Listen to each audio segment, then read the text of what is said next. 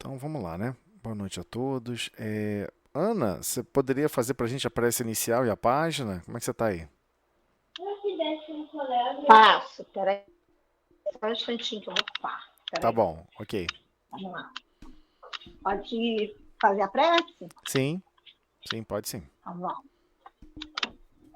Senhor Jesus, agradecemos, Senhor, essa oportunidade de estarmos aqui reunidos em torno dos seus ensinamentos.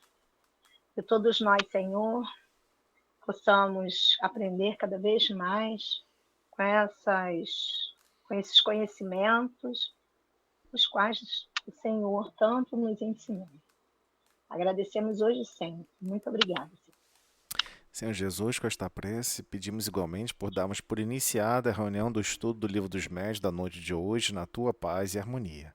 Que assim seja. Então, Então vamos. podemos lá. Caminho, Caminho, Verdade e Vida, capítulo 75. Na casa de César. Todos os santos vos saúdam, mas principalmente os que são da casa de César. Carta de Paulo aos Filipenses, capítulo 4, versículo 22. Muito comum ouvirmos observações descabidas, desnecessárias, de determinados irmãos na crença, relativamente aos companheiros chamados a tarefas mais difíceis, entre as possibilidades do dinheiro ou do poder. A piedade falsa está sempre disposta a criticar o amigo que, aceitando laborioso encargo público, vai encontrar nele muito mais aborrecimentos que notas de harmonia. A análise desvirtuada, corrompida, tudo repara maliciosamente. Se o irmão é compelido a participar de grandes representações sociais, costuma-se estigmatizá-lo como traidor do Cristo. É necessário ofertar muita vigilância nesses julgamentos. Nos tempos apostólicos, os cristãos de vida pura eram chamados santos. Paulo de Tarso, humilhado e perseguido em Roma, teve ocasião de conhecer numerosas almas nessas condições. E o que é mais de admirar, conviveu com diversos discípulos de semelhante posição, relacionados com a habitação palaciana de César. Deles recebeu atenções e favores, assistência e carinho. Escrevendo aos Filipenses, faz menção especial desses amigos do Cristo. Não julgueis, pois, a teu irmão pela sua fortuna aparente ou pelos seus privilégios políticos. Antes de tudo, lembra-te de que havia santos na casa de Nero, e nunca esqueças tão grandiosa lição. Vou deixar aqui comentar. Mas se quiser também falar alguma coisa, fica à vontade. Se quiser interromper, você fica à vontade, tá bom? Vamos lá. Esse é mais um daqueles versículos que primeiro a maioria acredita que está traduzido errado. Ninguém acredita que Paulo escreveu isso. E é claro que como a gente está observando, né, essas cartas de Paulo aos Filipenses é a carta-resposta. Mas a gente consegue imaginar qual foi a origem, qual é a base do qual os filipenses estavam questionando, pedindo orientações de Paulo, orientações por escrito, sobre quesitos e condições, até mesmo para decretar que alguém estava fazendo parte do movimento cristão ou alguém estava traindo o movimento cristão. Entendam isso. A carta também tem um teor assim estranho por trás. Fica difícil, a gente não sabe, a gente só consegue imaginar qual foi a origem dessa demanda, né? Para ele chegar a escrever isso. Então, de uma maneira muito brilhante, muito inspirada, Paulo escreve: Todos os santos vos saúdam, mas principalmente os que são da casa de César. Porque fica até estranho, né? Você fica assim, mas como assim? Não tem santo na casa de César. Como é que todos acreditavam, até hoje, tá? Se você olhar se você tentar questionar, conversar com as pessoas, mesmo espíritas, o que que eles imaginam sobre almas que estão na Terra servindo ao propósito divino? Ué, que elas estão andando por aí, com roupas, quase que um lençol por cima do corpo, andando com um cajado. As pessoas têm uma imaginação estranha sobre isso. Uma imaginação assim meio distorcida da realidade. Totalmente distorcida da realidade. Na mesma época do Cristo, havia esse preconceito, porque se a gente parar para observar como é que surgiu, como é que o povo hebreu evoluiu? Ele evoluiu se afastando dos gentios, ou seja, se afastando do povo que não seguia o Deus único. Eu estou falando sério. Eles não podiam se misturar. Era proibido naquela época uma mulher de origem, por exemplo, uma mulher ou um homem, né, de origem, ambos os sexos, de origem, por exemplo, do povo hebreu, é, ter, por exemplo, a possibilidade de casar com alguém que não fosse das próprias tribos, originárias do povo hebreu. Né? O povo hebreu se dividiu em várias tribos. Uma delas é a tribo de Judá, que foi dar origem ao nome judeu, mas foram, né, 12 tribos que eles se separaram. Brigaram lá entre eles, enfim, sabe como é que é, né? Manter unidade é uma coisa difícil. Mas aonde eu quero chegar com esse aspecto? Eles imaginavam o seguinte: nós só podemos conviver no nosso mundo, do nosso grupo, do nosso grupamento, porque só surgem enviados de Deus no nosso mundo, no nosso meio. No outro meio não surge nada. Eles tinham essa visão estranha. Eles acharam, por exemplo, que a humanidade inteira está abandonada. Nem que todos os países foram abandonados. Então, isso também tem um pouco a ver com a natureza mais profunda do avivamento hebreu, né? Daquele avivamento hebreu, imaginando que o povo hebreu iria ser beneficiado por Deus a tal ponto de governar todo o mundo, todo o planeta Terra. Só que, sim, há esse plano, sempre houve esse plano, mas não é para governar fisicamente, é para governar nos exemplos de amor, nos exemplos de renúncia, nos exemplos de doação, porque eles eram mais preparados para isso. É incrível como o povo, mesmo agora de Judá, né, o povo judeu, os descendentes do povo hebreu, como que eles conseguiam se reunir, se ajudar, se amparar, resgatar tradições, manter as tradições durante quase 10 mil anos. É impressionante. O povo hebreu é muito mais antigo do que o povo judeu. Né? Temos que ter essa consciência. Então, quando Paulo está explicando aos filipenses, temos que entender que existe ali algo de uma contrariedade, porque eles se sentiam, os filipenses acabavam se sentindo não parte do grupamento do movimento religioso. Né? Existia até essas discussões, quem depois parar para observar e ler um pouquinho Paulo e Estevão vai perceber isso. Existia ali em Paulo e Estevão vários momentos onde a preocupação maior era quem era a liderança, quem tinha a capacidade moral para liderar certos movimentos, para fazer certas ações e reações. Né? Havia uma certa resistência. Como quando vamos observar no livro Paulo e Estevão, Barnabé tinha uma certa resistência com Paulo. Né? Não sei se vocês leram esse livro. Chegou o momento, Paulo, decidido, deixou claro que ele não teria como continuar as pregações do Cristo em sinagogas, nos templos judeus, porque estava causando mais ódio, mais destruição, mais perseguição. E ele sabia que esse fator não deveria funcionar assim. Então ele observou que só existia uma única saída. Ele teria que ir para os povos, que eles eram considerados praticamente selvagens, divulgar o cristianismo. Os chamavam os gentios. Né? Por isso que Paulo é chamado o pai da gentilidade, porque ele foi atender os povos dos gentios, ou seja, fora do ambiente hebraico, tradicionalmente da sequência de história hebraica desse povo. Então, quando isso acontece no livro, você vai ver a narrativa no livro, é um momento chocante, porque Paulo fala isso e pergunta para alguém: quem vai comigo? Quem vai comigo? Porque todos concordaram que ele teria que ir realmente, porque estava uma situação insustentável. E ficou aquele silêncio, né? Só o grilo. Cri, cri, cri, cri. Ninguém queria ir. Ninguém queria ir. Eis que surge uma voz, ocorre um fenômeno mediúnico, ocorre uma voz direta, um fenômeno de voz direta. E falou em voz alta: Barnabé. Aí todos ouviram. Aí não tinha como contrariar, né?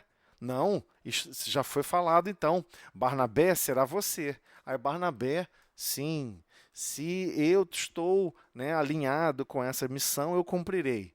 E ele vai de muito bom grado. Só que Barnabé, e vocês vão descobrir isso com o tempo, lendo esse livro, Barnabé era completamente diferente de Paulo. Né? Barnabé era muito mais calmo, muito mais assim, queria fazer as coisas planejadas, com tudo, muito mais cautela, com muito mais cuidado. Era alguém mais sereno, mais calmo. E enquanto Paulo vem naquela jornada impetuosa de realmente viver a verdade em profundidade. E querer realmente que essa verdade faça parte do convívio de todos. Então havia ali um conflito até, né, de como funcionar, né? Só que Barnabé depois foi testemunho de inúmeros fenômenos de cura, inúmeros fenômenos que aconteciam com Paulo, fenômenos surpreendentes, que não teve como ele negar que Paulo estava sendo assistido pela espiritualidade superior, por Deus, igualmente pelo Cristo. Barnabé depois não questionou mais isso. Entendeu, mas continuou preocupado e sofrendo inúmeras situações, né? Porque eles foram a pé, né? Barnabé acompanhou ele a pé. Inclusive no próprio livro narra, né? Quando Barnabé tenta trazer Marcos, evangelista, que é na verdade parente dele. Era o sobrinho de Barnabé. Eis que Paulo corta. Olha, ele não vai dar conta. Não é para ele. Paulo sabia. Paulo já tinha viajado várias vezes, sabia como era difícil, como era exaustante, ia exaurir todo mundo. Tinha que ser uma pessoa realmente guerreiro, tinha que ser alguém com alma de guerreiro, que mesmo que passasse por privações, um dia pôde comer, o outro dia não pôde, não tem local para dormir, vai dormir no meio do mato. Tinha que ser uma pessoa que tivesse esse tipo de predisposição. E ele não via Marcos com essa predisposição. Tanto é que Marcos, inúmeras vezes, falou que queria, na verdade, era colaborar com a escrita, com a divulgação escrita desses fatos tão importantes para a história. E assim foi, ocorreu, tem o Evangelho de Marcos. Né? Mas ele era contemporâneo de Paulo. Está lá no livro Paulo e Estevão. Quem quiser buscar lá, eu não sei se já botei eu não botei esses capítulos ainda para subir, mas eu já separei esses capítulos em audiolivro. Tive que alterar lá o som, configurar, mas já está praticamente tudo pronto, quase tudo pronto, disponível para começar a subir. Aí as pessoas podem ouvir via audiolivro. Mas é uma história surpreendente. Então havia uma conversação, uma discussão muito de pertencimento. Eu pertenço ao movimento ou não pertenço? Poxa, mas se eu estou trabalhando para o Estado, se eu estou trabalhando para o Império Romano, e eu, de coração, quero seguir o Cristo, eu não posso? Vocês entendem o conflito que existia? Inclusive das pessoas de Filipe, né, de Filipenses. Filipenses são da cidade de, né, Filipe, né? Então, Filipo. Então, esse grupamento que se reuniu lá, muito motivado, né, e criado até mesmo por Paulo, foi um dos grupos que foram criados. Eles não se sentiam parte do movimento nesse sentido. Na verdade, se sentiam até um pouco afastados, devido à relação que eles tinham, por exemplo, com a casa de César. O que significa casa de César? Ué, porque você está trabalhando para servir fisicamente a um castelo, ou fisicamente atribuições do Império Romano. Ué, mas se eu estiver servindo o Império Romano, então eu sou contra Deus. Porque era assim, era exatamente assim que o povo hebreu e o povo judeu enxergavam naquele período a presença do Império Romano. A presença do Império Romano, como foi expandida por essas regiões todas, eles consideravam como um povo que estava dominando, que estava invadindo e que no futuro quem seria o dominador de todos os povos seria, na verdade, o povo hebreu, ou seja, que tem nas suas subdivisões também o povo judeu. Ambos sempre têm aquela visão de domínio, né? E é claro que existia um projeto espiritual para esse domínio. Existe até hoje esse projeto espiritual. Mas é um projeto de domínio pelo amor. Transformar todas as situações, todas as dificuldades. Um país tem uma certa dificuldade, o povo judeu vai lá e vai amparar aquela dificuldade. Ou seja, vai se irmanar com todos. Era esse o projeto original para o povo hebreu. Né? Não se esqueçam que o povo hebreu, junto com o povo hindu, igualmente com o povo egípcio, e igualmente com os cientificistas, eles foram convidados a participar desse projeto aqui chamado Plano da Terra. Essa é a historiografia da nossa origem espiritual, do ponto de vista do que a gente conhece hoje como desenvolvimento mais sofisticado, mais tecnologicamente arrojado da humanidade. São originários desses povos. Até mesmo a condição do seu corpo físico. Seu corpo físico foi altamente modificado por esses povos. Houve uma enxertia divina, que não só alterou as condições genéticas, as construções genéticas do corpo físico por essa enxertia, como também alterou o seu próprio perispírito. Capacidades mediúnicas, tudo isso são oriundas desses povos.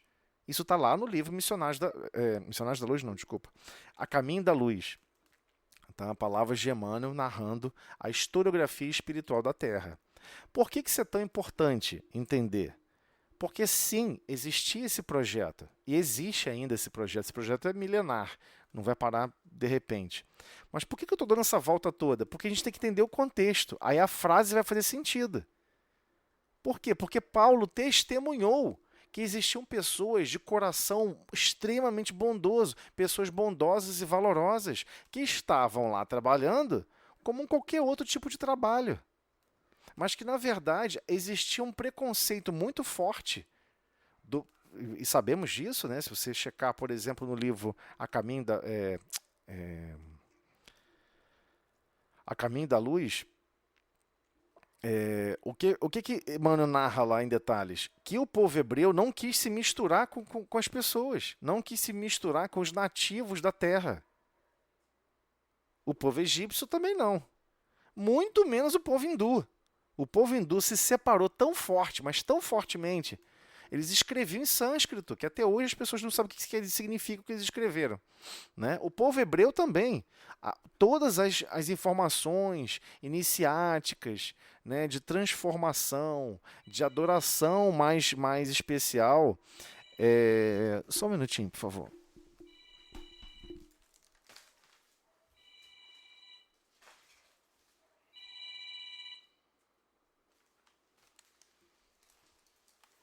Um alarme aqui de outro celular. Todos esses aspectos de projeto da humanidade, essa infraestrutura é importantíssima a gente conhecer por isso. Aí vamos entender por que existia ainda um preconceito muito grande de se misturar com os povos nativos. Então o povo hindu ele se estratificou de tal maneira, era tão assim separados que até hoje se perpetua por lá o conceito das castas. Isso vem dos hindus oriundos de Capela. Foram os capelinos que surgiram com essa ideia. Porque eles assim acreditavam que era o certo. Então, por exemplo, eles acreditavam que os espíritos mais desenvolvidos não poderiam nunca se misturar com a classe trabalhadora. Estou falando sério. Aí vocês podem pensar assim, mas como assim eles são os mais evoluídos? Mas tudo está evoluindo ao mesmo tempo, né? Eles não pararam de evoluir. Eles são muito mais antigos do que nós, né? Em termos de tempo e data de criação. Então estão, sei lá, alguns milhões de anos à nossa frente, ou milhares de anos à nossa frente, vai saber a lógica da unidade de tempo em relação a quando cada um foi constituído, criado por Deus.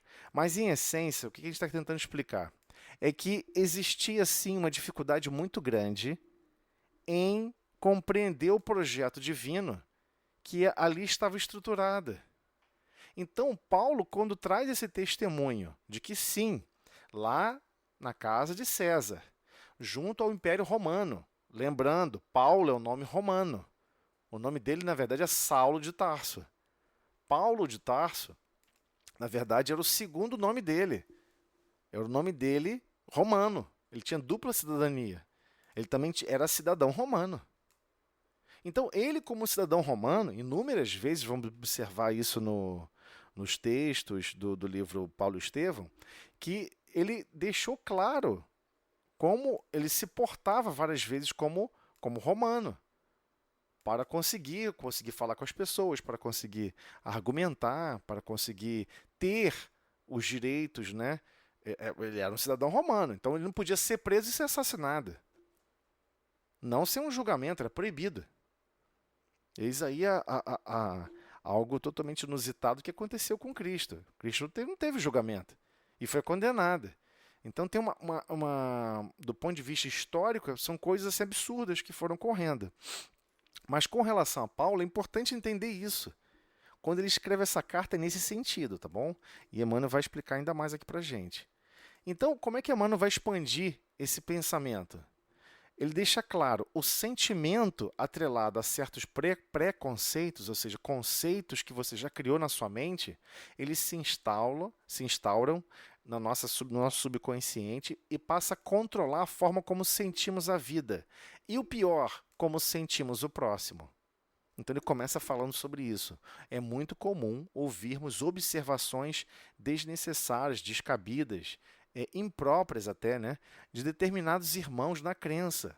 Ou seja, alguém que está realmente envolvido com o cristianismo, se auto-intitula que pensa no bem, que deseja o bem do próximo, relativamente a quê? Aos companheiros chamados às tarefas mais difíceis. Hoje em dia, por exemplo, ser político na Terra é difícil. Ser advogado na Terra é difícil. Ser, por exemplo, um diretor de uma super empresa, super importante, que cuida de, sei lá, de milhares de empregos, de milhares de famílias. É muito difícil. É muito difícil. E essas pessoas, e sim, estão responsáveis com possibilidades gigantescas de dinheiro e de poder. E, de certa maneira, quando você observa as pessoas falando mal dessas pessoas, ou, de certa maneira, até jocosa, enfim, de uma maneira meio que de deboche, promovendo certos comentários desnecessários, que não tem nenhum sentido, a gente observa que é mais uma forma de despeito em relação ao outro ter recursos financeiros e poder, e essa mesma pessoa que está fazendo um comentário não tem. Ela não tem esse dinheiro e poder, e gostaria de ter. Porque as pessoas cismaram que dinheiro e poder é uma forma de objetivo de vida. Muitos entendem como um objetivo de vida. Muitos não entendem como um desafio espiritual. Como que você vai se portar com esses recursos? Né? Então, Emmanuel continua. A piedade falsa está sempre disposta a criticar o amigo. E por vezes é isso, são pessoas que se conhecem desde criança, mas a pessoa seguiu por uma carreira em que ela passou a ter muito poder, muito dinheiro. Nossa, todo mundo passa agora a ter uma relação entre os dentes com a pessoa, porque a pessoa progrediu, teoricamente, né? Materialmente, a pessoa é classificada como alguém que progrediu muito do ponto de vista material, mas ninguém entende as demandas e as limitações que estão sendo exigidas para aquela pessoa. Então, uma falsa piedade acaba surgindo, né? Criticando as pessoas, na verdade. E às vezes a pessoa é seu amigo, que aceitando o laborioso cargo público ou qualquer outro tipo de trabalho que esteja assim relacionado, vai encontrar nele muito mais aborrecimentos do que notas de harmonia. A pessoa perde a própria saúde, perde o equilíbrio. Tem pessoas que você conhece há décadas, aí depois você encontra a pessoa, e a pessoa está envolvida com um monte de problema, um monte de situações difíceis, e você vê que a pessoa não só perdeu a harmonia, como a pessoa está às vezes num nível de desespero, de agonia, e chega para você e fala assim: poxa, é tão estranho poder conversar com uma pessoa que não é ligado ao que eu faço, que não fala sobre trabalho, que fala sobre outras coisas. Eu só converso com pessoas que são manipuladoras, querem se aproximar para conseguir algum tipo de vantagem. Então a pessoa vive num clima de aborrecimento e de constante perda, inclusive, não só da saúde orgânica, como da saúde mental. Eu estou falando sério, a pessoa chega ao ponto de perder o equilíbrio básico com relação à saúde mental. Então, continuando, a análise desvirtuada, né, ou seja, corrompida, tudo repara maliciosamente. Então, qualquer coisa que acontece na vida da pessoa, aí, tá vendo aí? Olha aí, viu? Né? Logo vi, né? Tá se envolvendo com isso, vai dar ruim, né? Olha só, não vale nada, né? Não falei? Por isso que a pessoa procura esse tipo de atividade, porque a pessoa não vale nada. Mas não percebe que a essência é um sentimento estranho. O que leva você a fazer esse julgamento e esses comentários é um sentimento que está lá dentro de você que você não percebe. Então ele continua. Se o irmão é compelido a participar de grandes representações sociais, costumamos estigmatizá-lo como traidor do Cristo.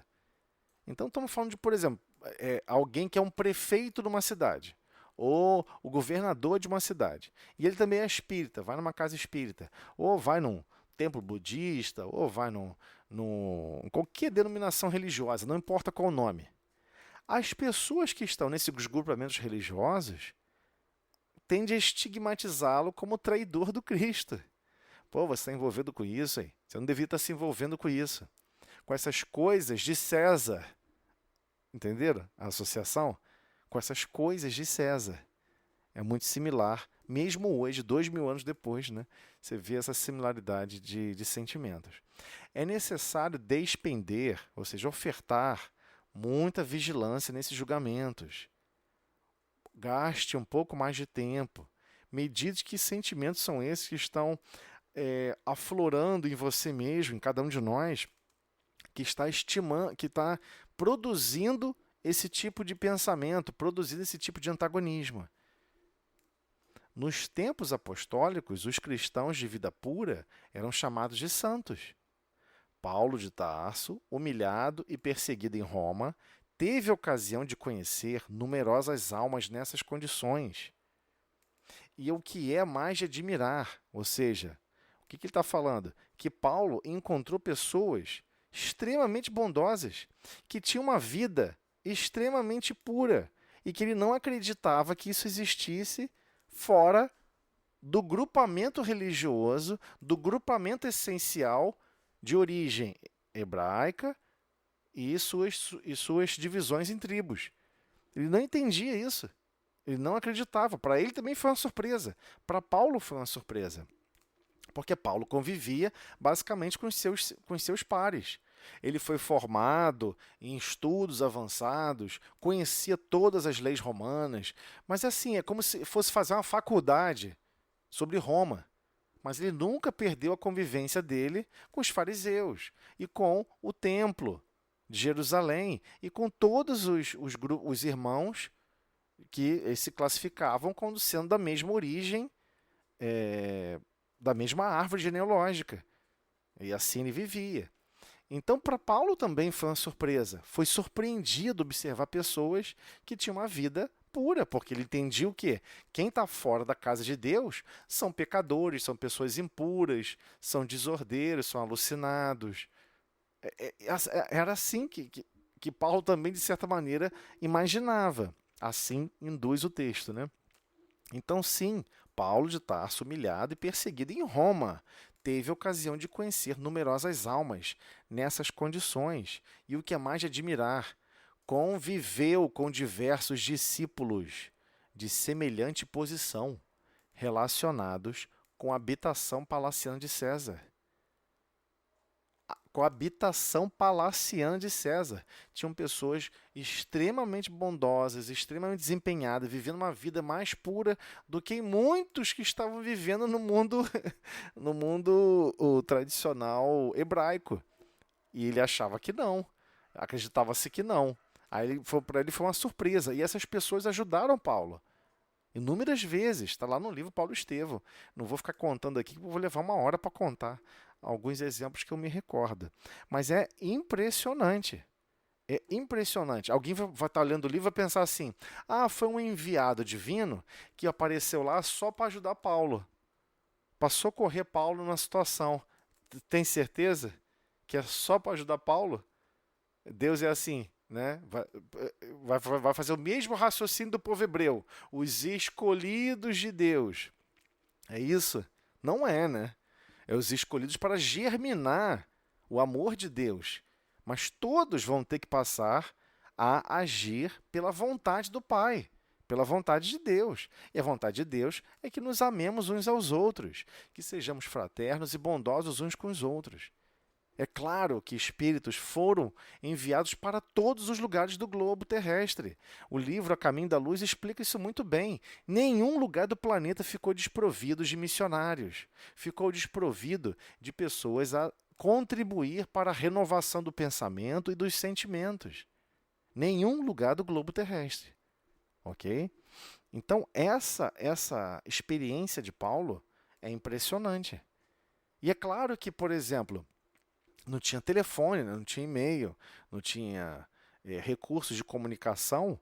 Então, as experiências que ele passou em Roma, ele contou para os seus próximos e detalhava para os seus próximos suas impressões. Mas ele só pôde contar isso aos filipenses quando surgiu essa carta. Ele conta aos filipenses dessa situação. Faz essa ressalva, deixando claro. Os trabalhadores do Pai, os trabalhadores do Cristo, estão espalhados por todo o globo. Né? Que eles também sejam, que os saúdam, né? Que os saúdam em amparo e socorro. Então, deles recebeu atenções, favores, assistência e carinho. Então, escrevendo aos filipenses, faz menção especial desses amigos do Cristo. Porque foi o próprio Cristo que despachou. Foi o próprio Cristo que enviou. Né? A pessoa, não, porque né, o povo hebreu só vai reencarnar com o povo hebreu. E o povo hindu só vai reencarnar com o povo hindu. É? É assim que funciona? Você pode escolher em que país você vai reencarnar? Está preparado para reencarnar no mundo muçulmano? No povo árabe? Se prepara. Porque não tem essa. É assim que se dilui todos os problemas impropérios. É assim que se dilui toda a cisânia. Não sei o quê. Eu acho que eu sou de uma cor super branquinha, olho azul, só quero nascer aqui. Vai nascer em outro lugar também. Por todas as experiências da Terra. Graças a Deus. Vamos poder dissolver rancores, prerrogativas sociais, status familiares, status de certas estruturas de pensamento. É muito difícil, por exemplo, você reencarnar na Alemanha durante 10 vezes seguidas e depois reencarnar em outro povo. Não é fácil. Não é fácil. Porque a estrutura educacional deles, a estrutura psicológica, psicossomática, como que você interpreta a vida, como você vive a vida é diferenciada dos outros países. A gente precisa ter visões e percepções diferentes. Chega a impactar no idioma. Né? Você pensa assim, poxa, o idioma inglês não tem uma palavra para saudade. Né? Você traduz como eu sinto falta de você, I miss you. I miss you. Eu sinto falta de você. Não existe uma palavra para saudade. Como é que pode não existir uma palavra para saudade? Como é que você não consegue expressar esse sentimento? Então, a própria evolução dos sentimentos impactaram nos idiomas. E os idiomas percebem, e você vai perceber isso à medida que você vai, né, observando a comparação dos idiomas no mundo. Tem muito a ver com a estrutura psicossocial de cada agrupamento. E é claro que precisamos passar por experiências diferentes. Se você reencarnar sempre no mesmo lugar, no mesmo povo, no mesmo país, qual é a chance de você conseguir evoluir? Muito reduzida. Muito reduzida. Então, óbvio que Deus vai promover essa mistureba de todo mundo e vai dar certo. Ele tem um projeto divino gigantesco que ninguém conhece, mas tudo que Deus projeta funciona. Quem tem dúvida sobre isso somos nós, né? Deus não tem essa dúvida. Então, o que é mais importante? Não julgues, pois, a teu irmão pela sua fortuna aparente ou pelos seus privilégios políticos. Não julgue, não faça isso.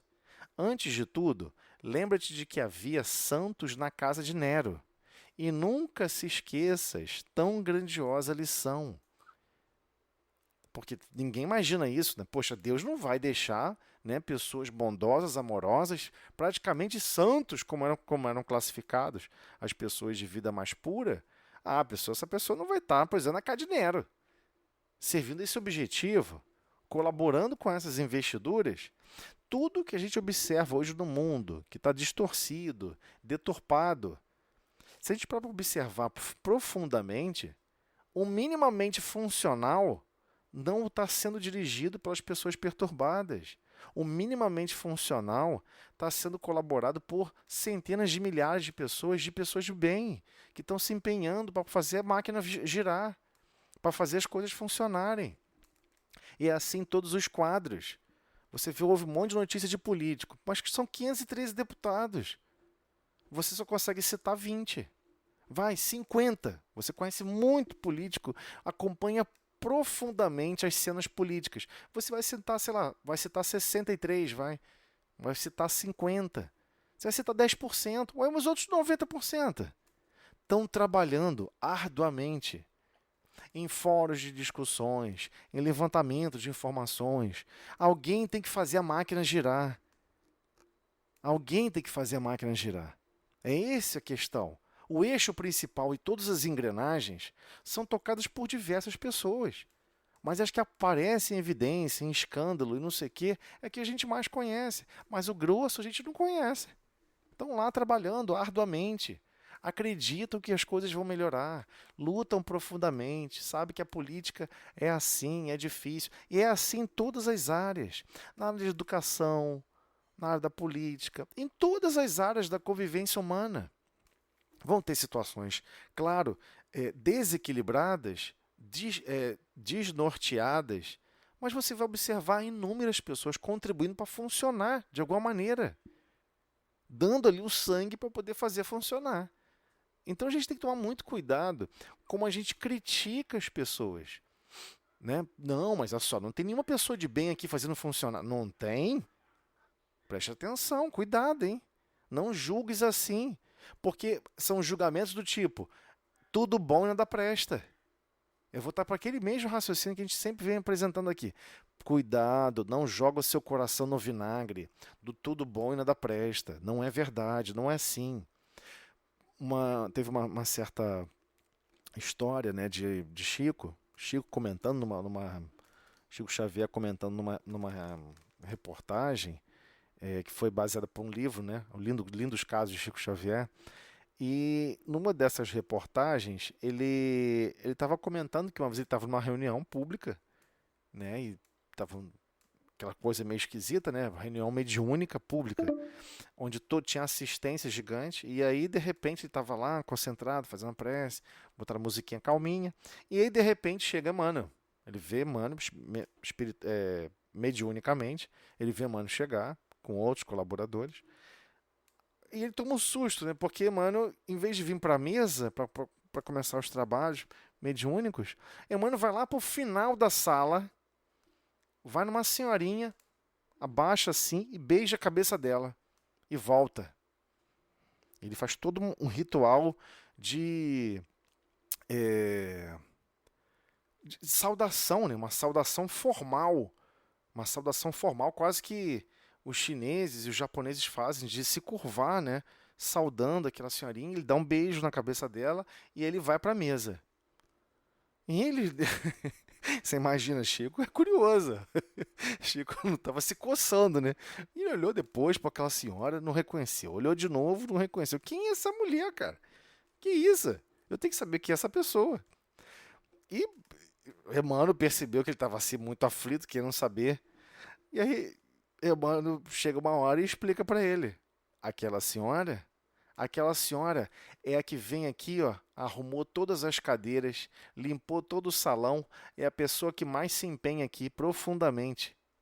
Você só está sentado na cadeirinha limpinha aí porque foi ela que limpou. Olha isso, olha a envergadura, olha a diferença. E ela fez isso com todo amor e carinho. Não fez isso reclamando, não fez isso chateada, muito pelo contrário, fez feliz, agradecendo a Deus de ter a possibilidade de fazer. E vem fazendo isso inúmeras vezes. Ninguém reconhece ela, mas nós reconhecemos. Então a gente não sabe qual é a referência. Esse é o problema. Quantas pessoas estão assim em inúmeras posições no planeta Terra, ajudando a tudo fazer funcionar? São grandes santos, pessoas bondosas, realmente bondosas, empenhadas em amar e servir. Empenhadas em amar e servir. Elas mesmas não sabem descrever isso. Você nunca reconheceria elas porque elas também não se reconhecem para se destacar, para falar alguma coisa. Porque o amor é silencioso. Ele não fica fazendo baderna, algazarra. Né? Então, mesmo na casa de César, mesmo nos lugares mais estranhos, pode ter certeza, ali existem pessoas empenhadas em desenvolver e fazer tudo funcionar segundo a vontade do Pai. Estão empenhadas nesse sentido. E estão realmente se doando. Pouquinho em pouquinho, em grãozinho, mas é uma contribuição expressiva. Faz o todo funcionar. Ah, mas ainda não é perfeito. O todo ainda é estranho. E não sei o quê. É melhor imperfeito e funciona do que o nada. Do que o nada. Aperfeiçoar alguma coisa que já funciona é um meio caminho. O nada é começar tudo do zero. Então a gente tem que começar a compreender como é o projeto divino nesse processo. Sempre vão existir almas que são planejadas para trabalhar em certos lugares, para amparar certas atividades. E todos nós temos que ter esse sentimento dentro de nós. Deus também está me enviando para certas localidades, para fazer cumprir certas funções. Pode ser que eu, estando fraco, outra que vai ter que cumprir o que eu não tive coragem, boa vontade e coragem de fazê-lo. Outro terá que fazer. Ou pior, alguém tinha certa responsabilidade de fazê-lo, mas várias pessoas tinham que colaborar com esta pessoa para que ela pudesse se destacar e estar à frente, para que ela pudesse se destacar e liderar certa atividade. Mas o clima ainda é de um furar as costas do outro, dando facada, crítica e destruição. É isso. Essa é a essência. Essa é a essência que falta daquele amor ao próximo genuíno. Se você ama o próximo, você quer estimulá-lo ao máximo. Você quer empurrar até o carro dele, você quer empurrar ele para frente, mesmo que você fique para trás.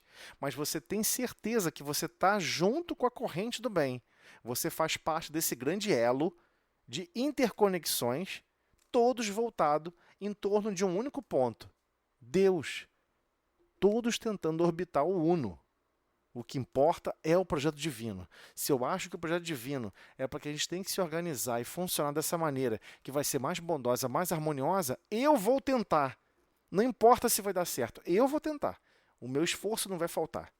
E eu tenho certeza que Deus vai orquestrar o esforço de todo mundo e as coisas vão evoluir, porque Ele vai estimular todos a se compelirem a querer ajudar e desenvolver uns aos outros. Vai dar certo. E a humanidade vem evoluindo. Porque fica todo mundo imaginando, a humanidade evoluiu tanto, sabe por quê? Porque foi Deus que fez tudo sozinho. Peraí, pelo amor de Deus, não podemos pensar assim. É claro que teve a colaboração de várias almas bondosas, em vários grupamentos. Não, mas o Império Romano era desequilibrado, era perturbado, era violento. Era só isso? Você tem certeza? Você estudou profundamente o Império Romano, você tem certeza? Porque você escuta justamente o oposto de Paulo. Justamente o oposto, que na casa de César existem pessoas extremamente bondosas. Você vai ler o livro há 2000 anos, você toma vários sustos. Almas de altíssima envergadura. Você vai ler o livro Renúncia, você dá de cara com Alcione. Um espírito que todos os comentários, você pega todos os comentários dela sobre qualquer coisa que ela é perguntada ou argumentada, alguém vai reclamar qualquer coisa com ela. Leia o comentário dela. Copie o comentário, bota letras garrafais em algum lugar. São ensinamentos profundos. A ligação dela com Deus é profunda. Tudo ela conseguia enxergar com naturalidade. Tudo ela observava como motivações para agirmos com mais bondade. Ah, mas essa dificuldade maior é para a gente não perder a alegria, é para nos esforçarmos ainda mais e perseverarmos com mais confiança. Vai dar certo. É impressionante. É impressionante. O livro Renúncia é outro divisor de águas, sempre mostrando onde ela reencarnou. É isso que eu estou perguntando. Onde ela reencarnou? Aonde Emmanuel estava reencarnando? No livro há 2000 anos você toma aquele susto. Qual foi o único espírito que foi defender o Cristo? Que foi lá no palácio de Nero, foi lá no palácio do responsável politicamente que poderia intervir a esposa de Emmanuel, naquele período, de Públio Lentulus. Lívia Lentulus. Vocês lembram desse livro, né? A Lívia Lentulus é impressionante. E ela sabia que havia risco de, se ela fosse buscar esse tipo de ajuda para o Cristo, que ela poderia ser difamada para sempre. E justamente buscando essa ajuda para o Cristo, alguém fez uma fofoca dela para Públio Lentulus, Emmanuel, e ele se afastou dela até os últimos dias, com vergonha dela por ter ido procurar essa pessoa, mas ela foi procurar para defender o Cristo, para tentar salvar o Cristo, algo que ele não teve força, coragem, moral de fazê-lo. Então, por isso que Jesus deixou aquela frase tão profunda para Pedro. Pedro, eu vou provar para você que vocês na condição humana, vocês são mais fracos do que perversos. E o tempo todo a gente é provado disso, que nós somos extremamente fracos e que precisamos sim de mais experiência para nos fortalecermos, para ganhar a confiança em nós mesmos, em servir e amar no bem, mesmo diante de circunstâncias absurdas, ou adversas, ou esquisitas, ou estranhas. Mas sim, falta para todos nós experiência. É isso aí, gente. Alguém tem alguma coisa para falar? Alguém quer comentar alguma coisa? Senão a gente vai para a próxima etapa. Alguém? Ana? Não, tá bem explicadinho. Então, Falta muito para a gente chegar, melhorar. Não, nós já melhoramos um pouquinho, né? claro que melhoramos. Todos nós aqui presentes já estamos em projetos divinos. Estamos mergulhados em projetos que a gente não entende. Não, mas quando eu estou indo para o trabalho, eu não estou indo para um projeto divino. Tá assim. Tá assim, abre teu olho. Você está assim, entrando num projeto divino. A sua contribuição lá é fundamental. Não, mas eu estou cuidando de criança do lar em casa. Eu não estou num projeto divino. Está assim. Não, minha função é cuidar de coisas mais simples. Não existe nada simples nesse planeta. Tudo requer muito empenho. Tudo requer o nosso contributo, da nossa participação. Então, sempre vai existir, né, situações desafiadoras. E não podemos esquecer isso. Estamos todos já na vinha. Estamos dentro da vinha. O reino de Deus é como se fosse uma vinha. Jesus falou, e todo mundo ficou imaginando que fosse o futuro. Mas ele não teria condição de explicar. Olha, vocês já estão na vinha. Vocês já estão na vinha, vocês já estão funcionando em projetos divinos. E estamos convidando vocês a participarem. E vocês estão contribuindo com as suas capacidades. Né? E isso é a essência, né, da reencarnação. Ela não é simplesmente só para uma coisa de objetivo pessoal e individual. Existe um objetivo profundo coletivo, onde estamos sim operando em nome do Pai. Isso está lá no Livro dos Espíritos, né? Quando Kardec pergunta sobre os objetivos da reencarnação. Né? E essa parte é fundamental a gente compreender. Gente, vamos lá. Eu vou fazer o seguinte. Eu não consigo ver aqui. Deixa eu ver se eu consigo enxergar aqui quanto falta. Ah, faltam 4 minutinhos. Eu vou abrir uma nova sala e a gente continua de lá, tá bom? Só para poder não truncar no meio do outro texto.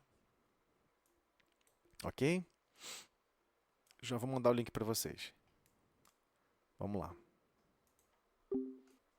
Bem, vamos continuar então para a segunda parte. Pegar a parte do livro dos médios, né? Vamos lá. Ver se mais alguém vai estar entrando. Aguardar aqui um pouquinho. 62.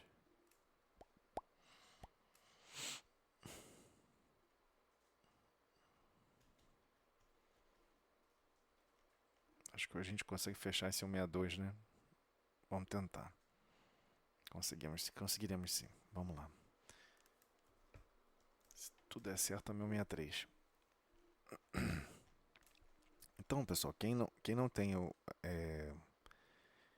que não está acompanhando pela tela, mas está com o livro em mãos, nós estamos no item 162, tá? Só para recapitular aqui o capítulo, estamos no capítulo 14 dos médiuns. Então, estamos ainda tratando dos médios de efeitos físicos. Ponto focal, médios de efeitos físicos. Depois vamos para pessoas elétricas, médios sensitivos ou impressionáveis. Vamos para cada subdivisão como Kardec assim estruturou, tá bom? Ainda que em médios de efeito físico, já compreendemos sobre aqueles que têm um controle, não têm um controle sobre o fenômeno em si, né, os chamados voluntários, involuntários. E aí, retomando aqui a linha do pensamento, deixa eu pegar aqui uma parte mais aqui para baixo um pouquinho. Vou aumentar a letra aqui já, só um minutinho.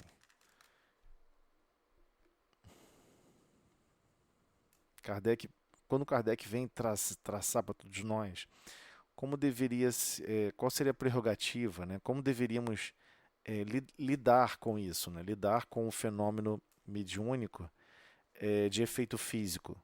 Né? Estamos nessa etapa aqui do item 162. Tá bom? Como é que ele fala aqui nesse finalzinho? A natureza é mais prudente do que os homens. E é engraçado Kardec falar isso porque geralmente as pessoas gostam de usar uns chavões do tipo, a natureza humana, ela é isso, ela é aquilo. Né? Você vê diversas pessoas, grandes filósofos, pensadores, nada contra, tá? Todos eles são almas ali também tentando se empenhar para fazer o melhor, mas sempre você observa no comentário de todos eles, quem já buscou observar esses comentários, né? Sempre às vezes há um lado meio sombrio, há um lado de comentário decepcionado sobre a natureza humana, sobre o comportamento humano, né? Do tipo, uma certa.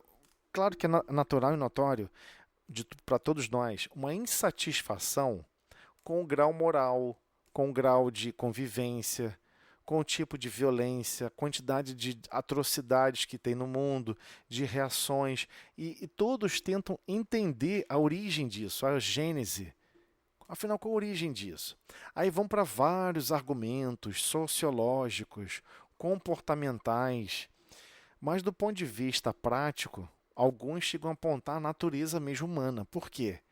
Pessoas de certas estruturas sociais que foram muito bem educados, que nasceram em lares muito bem estruturados, onde os pais realmente se doaram em amor e empenho para aquelas almas como filhos, ninguém imagina que os filhos possam um dia chegar a ter uma reação contrária a outro ser humano, ter uma reação imprópria ou inapropriada. Então, não é isso que Kardec está falando aqui. Ele está falando sobre a natureza do fenômeno mediúnico, não da natureza do ser humano. Porque temos que lembrar, né, que esse livro, quando foi publicado, já havia sido publicado o Livro dos Espíritos. Então ele entende que quem está estudando esse livro já estudou o Livro dos Espíritos. E lá no Livro dos Espíritos, ele deixa claro que há uma explicação totalmente diferenciada que Kardec trouxe para todos nós, o qual ele dilata e expande essa explicação, essa discussão mais profunda no livro Gênese e também no livro Céu e Inferno, onde ele deixa claro, enquanto inúmeras outras religiões, né, se a gente chegar hoje e perguntar para um espírita qual é a diferença do espiritismo para outras religiões, a maioria dos espíritas não vão saber responder. Não porque não sabem, de certa maneira eles sabem, mas só porque não meditaram sobre essa essência. Né? A não ser aquelas pessoas que realmente estão vindo de outro credo, de outra linha ortodoxa até, né? De outra linha de ensinamentos teológicos. Aí sim a pessoa começa a fazer comparação. Não, mas na Igreja Católica, o catolicismo fala que isso, na Bíblia, significa isso. Aí ele vai ler o mesmo versículo no mundo espírita, no universo da doutrina espírita, ele observa outra interpretação, uma interpretação diferente. Como é que Kardec lida com isso? Kardec lida de uma maneira muito sistemática e clara. Ele sempre deixa claro que é a opinião dos espíritos. Inúmeros fenômenos que ele estava estudando, por exemplo, mediúnicos, o que ele estava pensando estava errado. E os espíritos falaram, você está pensando sobre isso, você está tentando entender como esse fenômeno acontece e você está imaginando de uma forma errada. Apaga, joga fora o que você escreveu semana passada, está errado. E ele pega e fala, não, eu já joguei fora. Aquele material que eu escrevi, que eu rascunhei, eu também já não estava gostando muito, joguei fora. E ele pega e explica, não, você não entendeu. Apaga e joga fora. Isso ainda está em você. Você toma cada susto, né? Ou seja, a chance de você escrever a mesma coisa e cair no mesmo erro é a mesma. O que ele está falando aqui de natureza mesmo, é a natureza do fenômeno. Ok? O que ele está falando, se está acontecendo um fenômeno mediúnico, você tem que trabalhar esse fenômeno mediúnico. Se você tem essa capacidade mediúnica, tá ostensivo. O que significa ostensivo? Vem de ostentar. Você está ostentando. Só que ostentar ficou pejorativo no mundo, né? Ficou com uma linha, com uma ideia ruim. Mas não é verdade. Ela não tem só essa conotação ruim. Ostentar a pessoa demonstra aquela capacidade, demonstra aquela predisposição.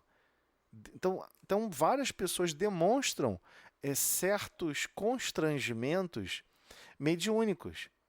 A pessoa está passando por constrangimentos, às vezes até de público. A pessoa passa mal na rua, cai. Né?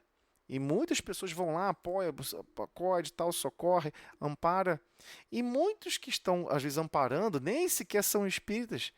Chegou a falar, isso não está bem não, isso aí pode ser mediúnico, a pessoa meio que comenta, você vai na casa espírita e tenta resolver isso aí. Por quê? Porque a pessoa sabe que existe alguma tarefa ali envolvida, meio que quase que um consenso popular sobre isso. Então, o que ele está falando que a natureza é mais prudente é que sim, em nossos destinos, Deus planeja constrições e situações que vão nos estimular para a mediunidade. Porque por livre e espontânea vontade você não iria escolher participar de uma atividade mediúnica. É exaustivo, é pesado, a pessoa passa mal, e sente isso, e sente aquilo. Quem vai querer isso? Quem vai querer seguir caminhos e seguir por locais que a maioria não vai querer nem sonhar em pisar? Então Deus promove isso de uma maneira natural. É um projeto divino também, a mediunidade. É uma possibilidade de trabalho a mais que a alma está recebendo nesse intuito. Então, por isso que ele está falando aqui de uma maneira... Oh, desculpa aqui, eu saio aqui da posição. Isso a gente passou muito rápido da outra vez, e por isso que eu estou me repetindo aqui, só para poder a gente não perder essa essência. Quando Kardec está falando sobre a natureza mais sábia, é justamente nesse sentido, tá? Né? O que há de fazer-se quando uma faculdade dessa natureza se desenvolve espontaneamente de fenômenos físicos, que faz barulho, faz isso, quebra aquilo outro, no indivíduo? É deixar que o fenômeno siga o seu curso natural. A natureza é mais prudente do que os homens. que está querendo dizer? Muitos vão falar, não, eu quero tirar isso de mim. Eu quero ser igual a todo mundo. Mas você tem a estatística do planeta Terra inteiro? De repente, do nada, você sabe quantos médios estão espalhados pelo mundo inteiro. Ou seja, você e Deus estão intimamente conectados nos cálculos estatísticos, né, para entender quantos por cento da população tem uma mediunidade ostensiva. Não, você não sabe.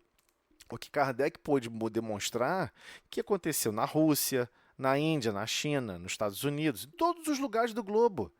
O fenômeno mediúnico foi se desenvolvendo, foi se intensificando, propositalmente. Há ali um projeto para isso. Né? E é isso que ele vem falar. Acrescente, ou seja, acresce, né? Vamos acrescentar que a providência, ou seja, a, a preponderância do planejamento divino tem seus desígnios, ou seja, tem seus objetivos. E aos maiores destes pode servir de instrumento, a mais pequenina das criaturas.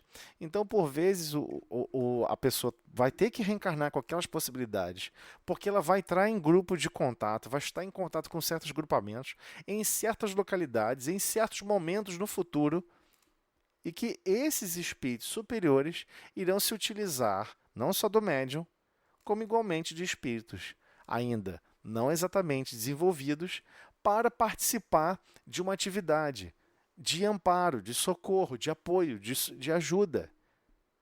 Ah, mas aquela pessoa que é um espírito zombeteiro está se divertindo igual alucinado, rindo sozinho, fazendo bobagens. Não tem problema. Ele é convidado, mesmo na condição mediúnica, a ser coautor, copartícipe daquelas atividades. Isso vai ser importante para eles.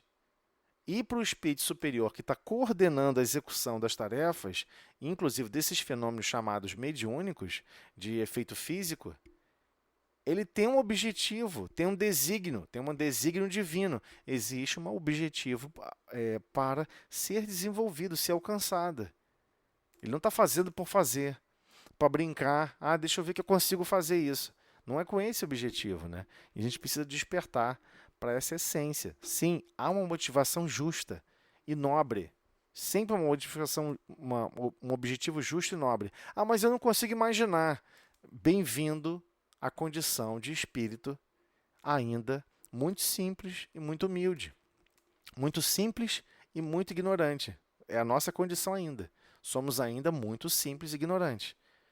O simples, sem conhecimento sem sentimentos desenvolvidos mais profundos, e ignorante, sem conhecimentos de causa, de objetivos maiores, de construção de destinos vinculativos que irão desenvolver depois no futuro relações de amor, relações de carinho, de fraternidade, que vai alcançar o progresso planejado. Então a gente não tem essa capacidade de imaginar ainda. A gente não tem essa capacidade, né? nem de imaginar quais são esses objetivos e como eles se articulam. Ok? Porém, forçoso é convir. O fenômeno assume por vezes proporções fatigantes e importunas para toda a gente. E aí citamos, né, como Kardec cita nessa nota, os fatos que aconteceram na Alemanha. Olha, na Alemanha, em Weissenburg, né, onde ocorria todos os fenômenos, né, todos os fenômenos físicos com uma pessoa numa casa. Né, desde móveis arremessados, objeto caindo para todo lado, mãos invisíveis, visões, aparições, sonambulismo. Por que era chamado de mãos invisíveis? Porque a pessoa chegava numa mesa, né, lugar frio, e olhava a mesa assim e você via a marca de uma mão, né, que tinha acabado de botar a mão em cima da mesa e transpirou. Né? Êxtase, catalepsia. Alguém chegar assim, cair no chão, e você acha que bota a mão para chegar ao coração da pessoa, né? Não tem batimento cardíaco? Que estranho. Sim, mas é catalepsia. Atração elétrica, gritos, sons aéreos, instrumentos tocando sem contato. Aquelas coisas assim, bem que o pessoal tenta classificar como filme de terror. Ou para muitos seria assim um terror, né? Comunicações inteligentes, etc. E o que não é só menos, né, de menor importância, é a comprovação desses fatos, né? Kardec conseguiu comprovar esses fatos, e ele publica esse livreto, essa brochura, na Revista Espírita de 1858, na íntegra. Ele traduziu do alemão para o francês, né? Kardec falava 6 idiomas e escrevia fluentemente nos 6, então ele não teve dificuldade de traduzir do alemão para o francês. E depois traduziram da Revista Espírita em francês para o português. A gente tem acesso a essa mesma brochura. Foi a única fonte que se perpetuou. Então avançamos nesse ponto, né, e continuamos aqui, certo? Para alcançar, ainda continuando nas recomendações, os seres invisíveis que revelam sua presença por efeitos sensíveis são, em geral, espíritos de ordem inferior e podem ser dominados por ascendentes morais, ou seja, um espírito superior que está comandando, controlando aquele fenômeno, ou seja, convidando esse irmãozinho, que é chamado de ordem inferior, por manipular essas essências, né, de uma maneira ainda perturbada, mas sim convida ele para participar de uma ação, de um objetivo de um ascendente moral mais superior. E Kardec vai e avança nesse detalhe. A aquisição deste ascendente é o que se deve procurar, ou seja, compreender do que se trata. Para alcançá-lo, preciso que o indivíduo passe do estado de médium natural para o médium voluntário. Produz-se, então, efeito análogo ao que se observa no sonambulismo. Enquanto ele faz essa comparação, onde a pessoa sai do sonambulismo natural para o sonambulismo magnético. Então, quando ele está falando do médium sair do estado de médium natural ao de estado de médium voluntário, ele está justamente se referindo a ser mais envolvido em participar, envolvido em desenvolver, envolvido em contribuir. Está ali realmente porque quer estar. E não porque está passando por uma constrição, uma restrição. Se eu não estiver aqui, eu não fico bem, eu fico desequilibrada. Né? Por que você vem na casa espírita da reunião mediúnica? Não, eu vou, sabe por quê? Porque senão eu fico desequilibrada, senão eu não viria, não. E muitos médios se afastam, porque o trabalho é muito exigente, é muito pesado, demanda muito. Então, muitos dos médiuns, e podemos incluir todos nós, muitos dos médiuns, porque isso é essência espiritual, aquela essência, aquela consciência, por vezes não quer sair da condição natural para ir para a condição voluntária. É algo difícil. Por isso que isso é uma das frases que a gente gostaria de recortar do Livro dos Médiuns e colar na porta de qualquer reunião mediúnica ou desobsessão. Estou aguardando você se tornar um médium, sair de condição de médium natural para médium voluntário. Venha, estou te aguardando. Devia ter essa frase e citar o número da página do Livro do Livro dos Médiuns. Aí vai entender a importância, né? Porque é totalmente diferente. O envolvimento vai ser totalmente diferente. As pessoas falam assim, por que você trabalha? Eu trabalho porque eu preciso, né? É porque eu preciso. Você gosta de trabalhar? Não, eu não suporto o meu trabalho. Eu vou porque eu tolero, eu preciso pagar as contas, é isso. Você acha que vai ser o mesmo profissional do que aquele que ama a profissão, ama o que está fazendo e ama trabalhar e servir? É óbvio que o desempenho é diferente. É lógico que, igualmente, a sua própria essência, em termos de consciência, é diferente. E é claro que não estamos dizendo que aquele que está falando que ama o que faz, que está ali empenhado, o trabalho se torna mais fácil. O trabalho continua com as mesmas dificuldades, com as mesmas exigências. O que acontece é que a pessoa não fica alimentando o sentimento de contrariedade, de dificuldade. Ao contrário, sente dificuldade, sente a contrariedade, se empenha ainda mais para avançar, né, e prosseguir nos desafios que vão surgindo, né? Então, continuando. Produz-se, então, efeito análogo ao sonambulismo. Como se sabe, o sonambulismo natural cessa, geralmente quando substituído pelo sonambulismo magnético. Não se suprime a faculdade, que tem a alma, ou seja, é uma capacidade anímica, ok? Tudo que é capacidade da alma, ou seja, do espírito que está na condição de reencarnante, Aí chama-se alma, né? Quando você desencarna, chama de espírito desencarnado. Mas quando o espírito está animando o corpo físico, chama de alma. É a definição de Kardec para alma, né? Não se suprime a faculdade que tem a alma. Ou seja, é uma atividade, uma capacidade do próprio espírito, que está ali alimentando o corpo físico, ele se emancipar daquele corpo físico, de emancipar-se. Dá-lhe outra diretriz. Ou seja, ele não vai se emancipar por se emancipar, entendeu? Ele vai se emancipar para outros objetivos, com outros planejamentos, com outros grupamentos, ok? O mesmo acontece com a faculdade mediúnica. Para isso, em vez de pôr óbices, ou seja, obstáculos ao fenômeno, coisa que raramente se consegue e que nem sempre deixa de ser perigosa, o que se tem de fazer é concitar, ou seja, estimular o médium a produzi-los à sua vontade, impondo-se ao espírita.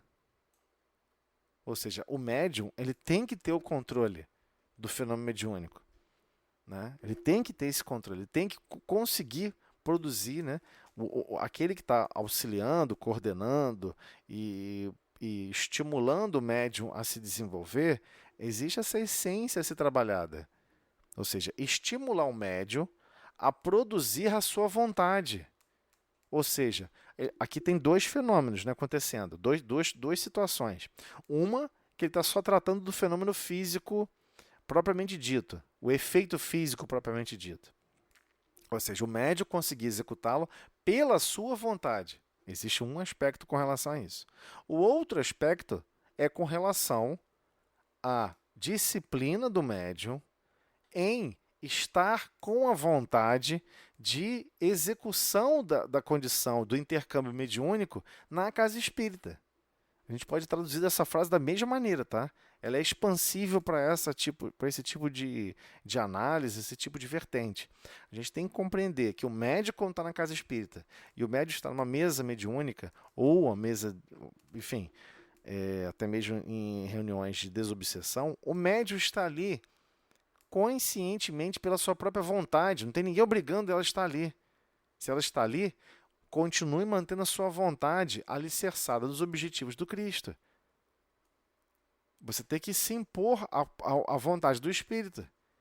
Você tem que manter que, não, eu tenho que dar acesso, que o pensamento desse Espírito flua, mas eu não quero, por exemplo, se ele quer tacar fogo no lugar todo, eu não vou tacar fogo nas pessoas. Se ele quer agredir as pessoas, eu não vou sair agredindo as pessoas. Isso é um impositivo. Quem controla a comunicação é o médium. De tal maneira que muitos acreditam até que esse controle até prejudica a comunicação, né? Algumas pessoas que não possuem a faculdade mediúnica e que pensam no grau de pureza que a comunicação deve existir, esquece desse detalhe. Há uma necessidade para o médium também em treinar impondo-se ao espírito comunicante, ok? E isso fica claro nessa frase aqui de Kardec, tá bom? Infelizmente são assim, essas frases estão soltas no Livro dos Espíritos. A gente vai captando elas aos poucos, tá bom? Prosseguindo. Por esse meio, chega o médium a sobrepujá-lo e de um dominador, às vezes tirânico, faz um ser submisso e não raro dócil. Por quê? Essencialmente, existe uma motivação para aquela pessoa estar raivecida, estar tirânico, dominador, né? Está zangado ainda fora do corpo físico. Mas Deus sabe o que faz no processo mediúnico. Existem espíritos, por exemplo, que estão há tanto tempo se empenhando em querer ser monstros. Não, eu quero ser um monstro.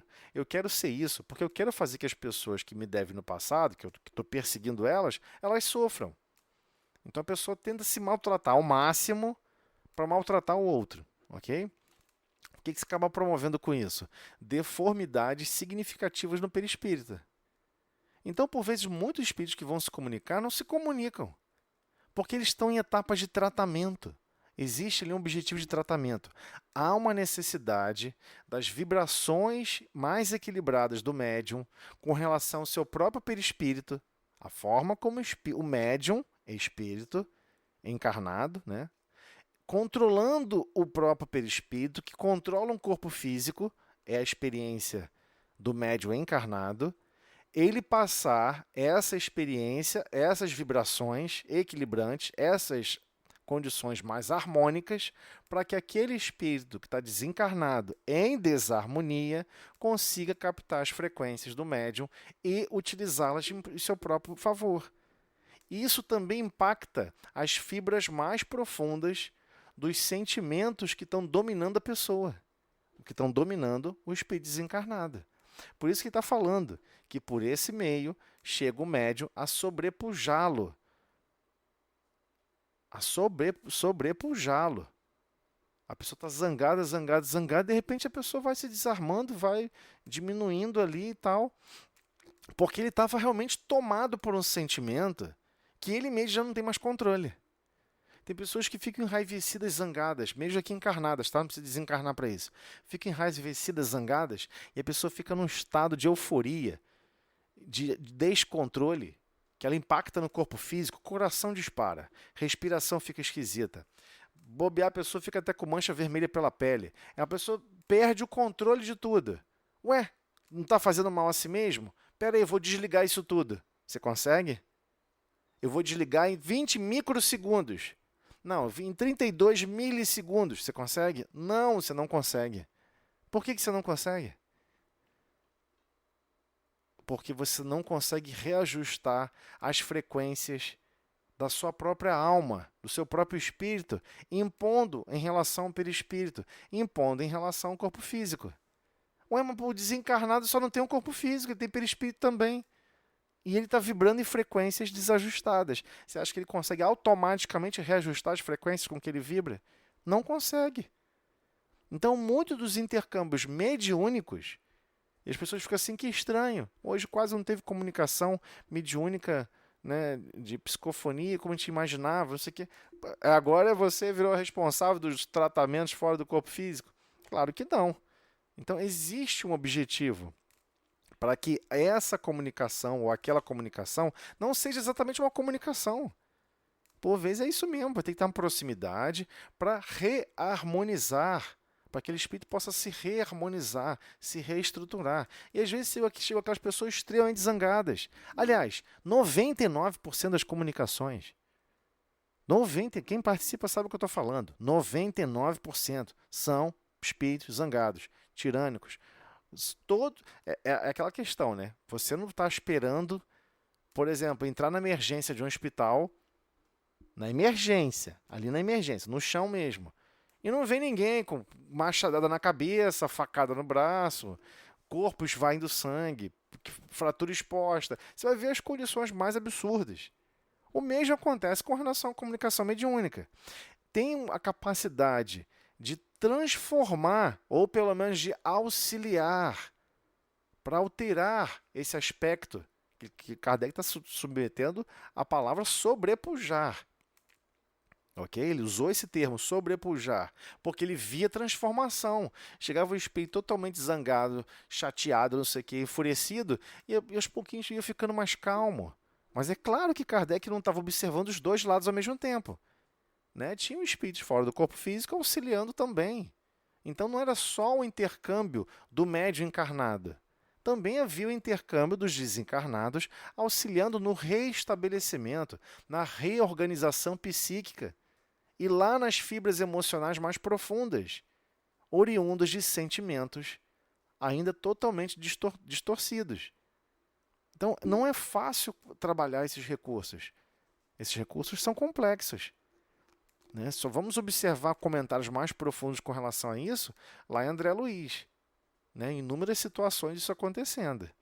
Né? É claro que, se você observar, André Luiz fala o que ele foi capaz de perceber. Existe um conjunto de atividades que André Luiz não foi capaz de absorver, não foi capaz de observar. Não foi capaz de observar. Não conseguiu compreender, não teve sensibilidade para compreender, o que é totalmente natural. Né? Todos nós temos as nossas limitações. Ele também as possui. Não é porque ele está fora do corpo físico que consegue perceber tudo, consegue entender tudo. Não é assim que funciona. Ok? Então, sim, existem várias situações que nós não compreendemos ainda, mas Kardec, percebendo, já deixou vários comentários. Pode, por esse meio, chega o médio a sobrepujá-lo, e é de dominar, às vezes tirânico, faz um ser submisso. Né? Às vezes o dominador, que às vezes é tirânico, ele está ali zangado, não sei o que, revoltado, de repente do nada ele vai se acalmando, né? Vai esvaindo aquela sensação e ele consegue se libertar do sentimento que ele mesmo já estava prisioneiro. A gente tem que entender isso. Por vezes os espíritos desencarnados estão num sentimento de ódio há tanto tempo, de raiva, de rancor há tanto tempo. Quem disse que ele consegue se largar disso? Todo mundo fica achando assim, é só ele mudar o pensamento dele, é só ele mudar o sentimento dele de repente. Quem disse que é assim tão trivial? Quantas pessoas aqui na Terra ficam chateadas com alguém porque foi ofendido? E a pessoa fica uma semana chateada com alguém. A pessoa torna a própria vida um pesadelo durante uma semana.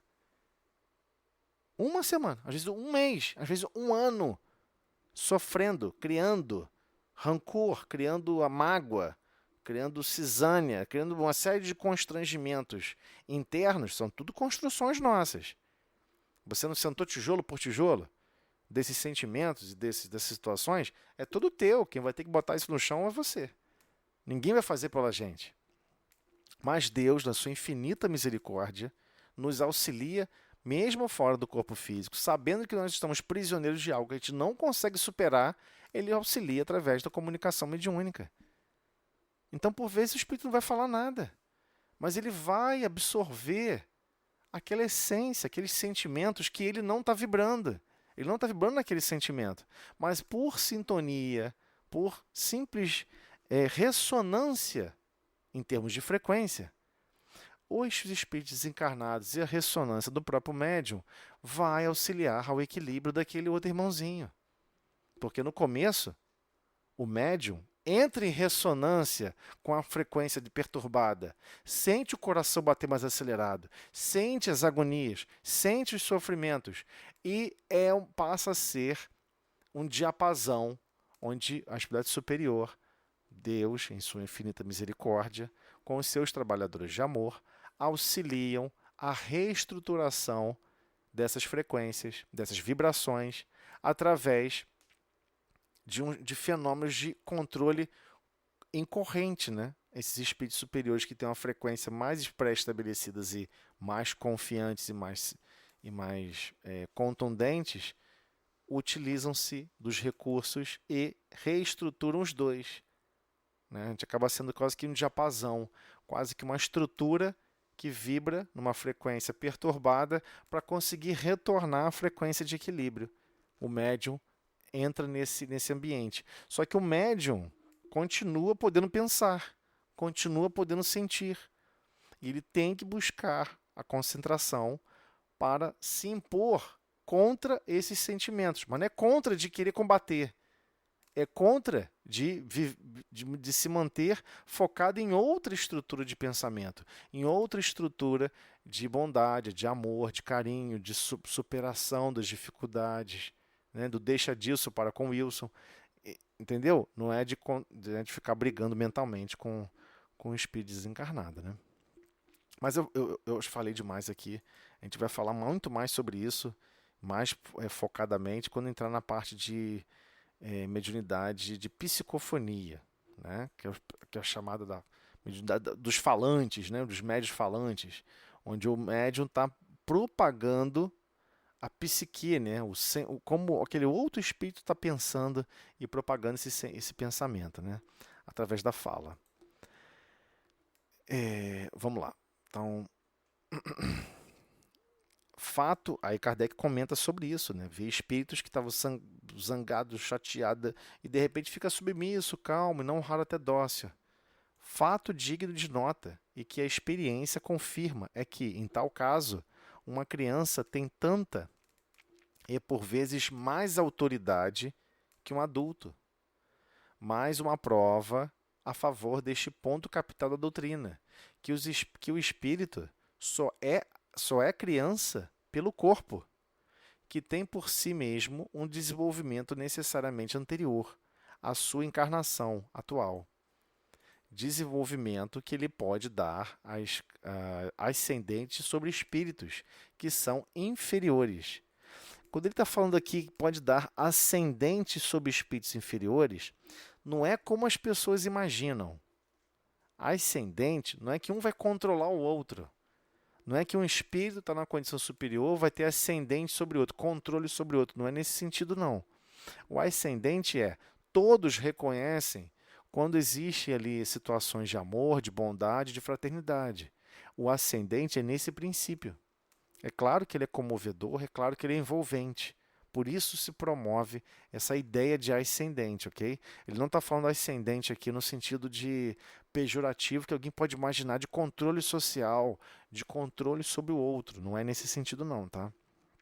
É realmente no controle, é realmente na essência de estímulos que são tão cativantes que você não tem como não se comover ou não se envolver com o sentimento mais nobre, justo e bom. Então, continuando. A moralidade de um espírito, pelos conselhos de uma terceira pessoa influente e experiente, não estando o médium em estado de o fazer, constitui frequentemente meio muito eficaz. Ok? É exatamente um pouco do que a gente estava falando. A moralidade de um espírito, pelos conselhos de uma terceira pessoa influente e experiente, não estando o médium em estado de o fazer, constitui frequentemente meio muito eficaz. Mais tarde voltaremos nesse assunto. O que ele está falando? Ele está falando basicamente como funciona, por exemplo, uma reunião mediúnica. O médium, né, nem sempre tem condições de fazê-lo, vai ter que ter uma terceira pessoa, influente e experiente, para cativar aquele coração, para promover reflexões mais profundas, para se permitir lembrar e vivenciar outros sentimentos. Então, a moralização de um espírito, né, o espírito está se comunicando, ele é todo zangado, chateado, revoltado, vou destruir tudo, quem sou eu vou acabar com tudo, que não sei o quê. Ou seja, uma vírgula no meio do nada da galáxia, imaginando que pode fazer alguma coisa. Mas, enfim, está ali zangado, chateado, está falando esses montes de impropérios porque está sofrendo, está com o coração cansado, está com os joelhos cansados, desconjuntados. Sofreu um monte de coisas e não aceita, em hipótese alguma, sofrer coisa alguma. Mal compreende que a essência da transformação é por sofrimento, infelizmente, mas ainda é por sofrimento. Porque a gente deixa de perceber como sofrimento qualquer manifestação na Terra quando nós estivermos mais evoluídos. A gente pode voltar e passar pela mesma experiência. Você não considera como sofrimento. Você considera como algo natural. Faz parte do processo educacional. A gente trata assim as crianças. Né? É muito engraçado, né? Eu fico vendo... Eu tenho memória fotográfica, né? E é muito ruim, às vezes, ter memória fotográfica, mas às vezes é muito bom, porque você consegue voltar no tempo e lembrar de situações assim estranhas, né? Você lembro quando eu e minha irmã nós éramos muito pequenos e minha irmã não gostava de certas coisas com relação ao aprendizado, né? Com algumas coisas. E eu observava aquilo, né? E depois que ela ficou mais velha, uma vez eu vi ela cobrando isso do filho dela. Não, mas esposa só, você tem que aprender isso, tem que fazer isso, assado. Eu falei assim pra ela, caramba, você falou exatamente igual sua mãe. Igual mamãe, você falou igual mamãe há 36 anos atrás. Você falou exatamente igual.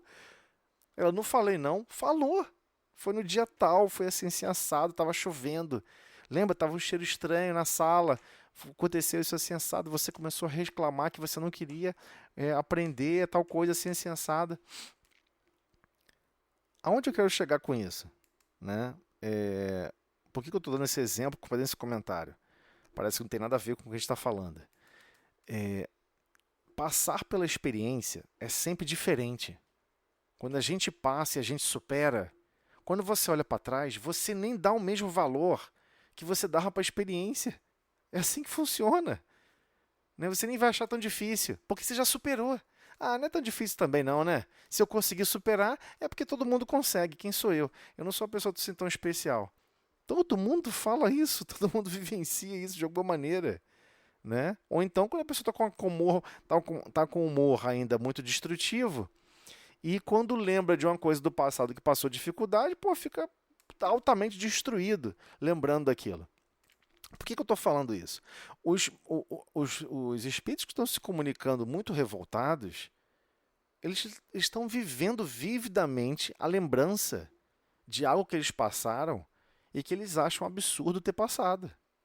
E que acha que a fonte de tudo que se justifica por ter passado por aquela experiência é o terceiro que está ali sendo criticado e perseguido. Pode falar, Vanessa.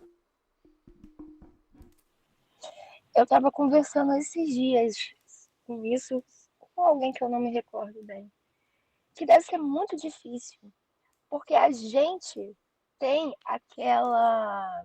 A gente que está encarnado tem o benefício, né? Essa a gratidão de Deus, aquela misericórdia divina, de esquecer tudo que a gente fez, tudo que a gente sofreu. Mas para quem está desencarnado, às vezes está preso naquilo e revivendo aquele momento e ainda sabe o que a pessoa que está encarnada fez e que hoje ela está tentando mudar, mas ela não lembra. Ela não está vendo só o que a pessoa está tentando mudar, mas também o que ela já fez. É por isso que, é, pelo que eu tenho tentado compreender, né, e tentado também trabalhar em mim, que quando a gente tem obsessores, e que todos nós devemos ter, porque nenhum de nós é. Senão a gente não estaria aqui, né? A gente também tem que pensar nesse lado. É o que eu estava falando lá, da gente sempre tentar buscar um lado, um outro ponto de vista, né? É que a pessoa que que está, né, é, nos perseguindo, ela tem a experiência em tempo real do que a gente fez com ela. A gente não. Então, eu acho que deve ser muito difícil estar desencarnado. Quando a gente é assim, né, apegado a essas coisas. Que você falou que a gente fica apegado a certos sentimentos. Quem de nós aqui não é apegado à culpa? Eu não sei, você, Tozé, parece ser. Não, não, tá ótimo o seu comentário. É que eu tô Quem de lembrando nós não aqui, é? eu tô lembrando aqui de outra situação que eu só falo isso para as pessoas mais próximas, tá? Eu não falo isso com ninguém, porque tem Mas a pessoas gente está no estudo. vai ficar gravado aqui, meu Deus. Se bobear, a gente fica falando aqui toda a vida e a gente não termina. Então, sim, só para retratar isso, deixar claro, sim, essa parte de moralidade, não só de quem está conduzindo, mas igualmente do médio, é importantíssima. É essencial para a gente conseguir alavancar as possibilidades para conosco mesmo, né? Nossas obrigações para conosco, nossas obrigações para com o próximo e nossas obrigações para com Deus. Mas que fique claro, o maior divisor de águas da doutrina espírita não é simplesmente compreender que você vai reencarnar. O maior divisor de águas é todos, sem exceção, foram criados simples e ignorantes. Deus criou todos da mesma maneira, sem sentimento, sem conhecimento. Todos estão paulatinamente avançando. E aí vem a pergunta, né, que a gente até tratou isso todo mundo vai achar que isso é pesado, né, para tratar, por exemplo, num estudo, por exemplo, de evangelização, mas lá no segundo ciclo as crianças já estão bem grandinhas, daqui a pouco já são adultas e podem ser presas, né? Vamos botar assim, né? 14, né, 12, pré-adolescente, né, 12, 13 anos. Então, né, a gente conversa mais profundamente, às vezes, em alguns temas. Esse de reencarnação, geralmente eu gosto de pegar pesada, né? Como se promove a redenção, como se se observa a redenção na lei de Deus. Ou seja, como é que você pode se redimir de um erro que você cometeu? Você- todo mundo, todo mundo que é espírita vai dizer, ué, vivendo uma nova experiência e passando pelas dores que você provocou. Todo mundo vai responder isso, cara. E todo mundo vai responder errado. Não tem isso escrito em lugar nenhum. Não sei de onde tiraram isso. Da onde surgiu essas coisas psicóticas que adentrou no consciente coletivo espírita? No livro Boa Nova, Jesus explica como ocorre a redenção do espírito, como é que ele pode se redimir de uma coisa que ele se sente culpado, ele quer corrigir. E ele pergunta a Filipe, como está escrito na lei, Filipe? E ele responde, também padecerá olho por olho, dente por dente, todo aquele que transgredir as leis. Aí tinha Tomé, se não me engano foi Tomé, você também tem lido, mas não tem compreendido. Você não tem observado, você não tem sentido as leis divinas. Você está só lendo e criando instrumentalidade sem sentimento. Você ainda não compreendeu que a primeira lei é uma lei de amor. O que Jesus está se referindo? Amar a Deus de todo o teu coração, de toda a tua alma e ao teu próximo como a ti mesmo. Isso já fazia parte da primeira lei, lá dos 10 mandamentos. Mas se ela está em primeiro lugar, ela tem que ser a primeira. É isso, você tem que entender que a redenção, ela se promove pelo amor. Você amando mais todas as outras criaturas, não importa quem vai aparecer no seu destino, se é um inimigo, se você está com predisposição de amar e você quer se empenhar em amar, você vai amar tanto o inimigo como o não inimigo. É assim que se promove realmente a redenção. É assim que você vai se redimir de qualquer erro, de qualquer culpa e de qualquer desvio. Porque qual é a maior dívida que nós temos para com Deus? Todo mundo pensa, peraí, eu acho que eu assassinei, eu acho que eu roubei, eu acho que eu destruí. Não, você não está pensando do ponto de vista de Deus. O ponto de vista de Deus é o seguinte, eu planejei a encarnação para você ter possibilidades de, por escolha própria, experienciar o seu consciente, o seu mundo íntimo, amando mais nessa situação, amando mais naquela outra situação, um pouquinho mais. E qual foi a dívida que você gerou? Dívida de amor. A nossa dívida para com Deus são dívidas de amores. São dívidas de amor. Até aquele inimigo que está todo zangado, querendo nos perseguir, que não sei o quê, que eu vou te matar, que não sei o quê. Ele sabe que matar seu corpo físico não adianta nada. Ele sabe que promover uma dor para você igual a que ele sentiu não adianta nada. Não muda o fato que ele passou por aquilo. E não muda um fato mais difícil ainda de entender. Você viu Deus pulando na frente falando, opa, esse aqui não pode. Esse aqui não pode. Você não pode fazer isso com ele. Você já viu acontecer isso? Você já viu quando você estuda o livro dos Espíritos, as pessoas comentando, nossa, olha só os indígenas, tem que ser tratado realmente de forma diferente, porque os indígenas mais primitivos são povos ainda, espíritos recém-criados, pouco tempo de experiência. Não pode tratar ele conforme a lei humana trata os outros. Isso está no livro dos Espíritos, tá? Isso está no livro dos Espíritos. E o que acontece com os índios? São os que mais assassinam uns aos outros. Nasceu uma criança com uma deformidade, mata. Não estou falando de uma coisa sobrenatural, não. Quem vai buscar essas informações descobre. Por quê? É sem sentimento, sem conhecimento. Pouquíssimos sentimentos nobres, justo, bom e belo. Essa é a verdade. Só que a gente fica tampando só com a peneira. Então, quando você começa a mergulhar profundamente no Espiritismo, você toma um susto. Um susto enorme. Nossa, peraí, eu não estava entendendo a essência do Espiritismo, a essência do Consolador prometido. Por que ele vem consolar? Porque, é claro, enquanto a gente está longe dessas verdades, a gente sente a vida de uma maneira amarga. Sente as experiências de uma maneira totalmente distorcida. É claro que precisa ser consolada, porque a gente sente todas as experiências de uma maneira ruim. Essa é a essência. Quando você descobre, entendi, eu não tinha sentimentos nobres, bons e justos naquele período para ter agido melhor, mas agora eu tenho, e agora eu vou fazê-lo, por vontade própria. Aí você entendeu a essência que a doutrina espírita vem trazendo sobre o Cristo, sobre o cristianismo.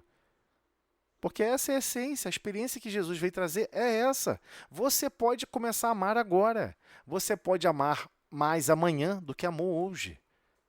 Amar o quê? Tudo. Amar, poder executar bem o que você está executando. Amar a interação com as outras pessoas. Amar a vida, amar a natureza, amar tudo. Você pode. São coisas nossas, são coisas suas. Então nós temos que nos empenhar nessa direção. E aí tudo vai se transformar. E o mesmo vamos sentir de uma maneira transformada e diferenciada com relação à própria comunicação mediúnica. Vamos entender o irmão de uma maneira diferente. Vamos compreender nele que sim, ele está experienciando momentos de revolta e transformações de desespero que ele não consegue aplacar nele mesmo mais. Ele perdeu o controle. E ele precisa daquele investimento, né, de altíssima demanda, de altíssimo zelo, de altíssimo amor, para se reestruturar, se restabelecer, assim como todos nós teríamos se talvez tivéssemos passado pela mesma experiência do que aquele irmão, que talvez nós não passamos ainda, mas que um dia poderemos passar. Então é essa mensagem final que eu queria comentar, que eu não tinha conseguido falar antes, né? Mas vamos para a prece de encerramento, senão a gente fica aqui toda noite. Vamos lá. Desculpa aí pelo horário. Mas eu queria deixar isso claro, só para a gente não passar batido nessa questão de qual o conceito mais importante para desenvolver o nosso sentimento, a nossa consciência. Todos foram criados simples, ignorantes, sem sentimento, sem conhecimento. Como se opera a redenção na lei divina? Através do amor, que você deixou de cumprir e que você pode cumprir agora. É essa a essência fundamental que o Consolador traz para todos nós. Então vamos lá, vamos para a prece de encerramento, gente, que a hora já voou. Agora que eu estou olhando aqui a hora, passou muito tempo, vamos lá. Senhor Jesus, Mestre de infinito amor e misericórdia, agradecemos, Senhor, as tuas vibrações de amor e carinho por toda a humanidade. Perdoa-nos, Senhor, porque ainda estamos com os corações ainda muito fechados, muito empilhados com preocupações, com desatinos e, acima de tudo, com muitas incoerências de nós para conosco mesmos, Senhor. Ainda não estamos verdadeiramente desenvolvidos em boa vontade e coragem para exercermos e treinarmos e nos capacitarmos em mais bondade, mais fraternidade. E estamos aí experienciando cada dia, cada situação, seguindo seus preceitos de amor e paz, que possamos empenhá-los sempre, em todos os momentos e situações, e sempre que não tivermos a consciência de como agir, que possamos recorrer pela prece ao seu contato, aos seus estímulos por intermédios, para que possamos realmente melhor conduzir o nosso mundo íntimo, de certa forma, a estruturar o reino de Deus em nossos corações. Pedimos por todos os lares aqui representados, por todos os corações, igualmente, por todos aqueles que poderão assistir posteriormente a esse estudo, que todos possam ser ajudados e amparados e socorridos em suas necessidades, reais necessidades de se provar e de experienciar a própria consciência, como nós mesmos funcionamos, como nós mesmos operamos no dia a dia. Muito obrigado, Senhor, pela oportunidade e pela experiência. Que assim seja, graças a Deus.